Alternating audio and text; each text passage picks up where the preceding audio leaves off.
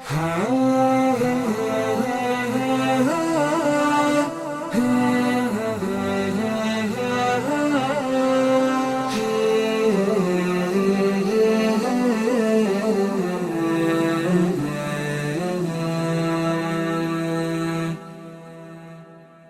لله والصلاة والسلام على رسول الله وعلى آله وصحبه ومن والاه. رمضان شهر الإحسان.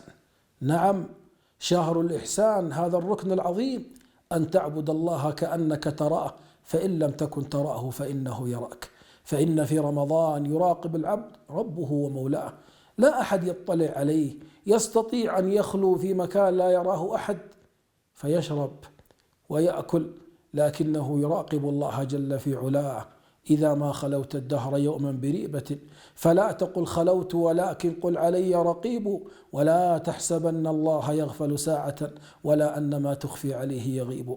نعم، يعلمنا رمضان أن نراقب الله جل وعلا، يعلمنا رمضان كما نترك الطعام والشراب أن نترك المعاصي والآثام. من لم يدع قول الزور والعمل به فليس لله حاجة في أن يدع طعامه وشرابه. فكن من المحسنين في رمضان بالإقبال على طاعة الله والابتعاد عن معاصيه.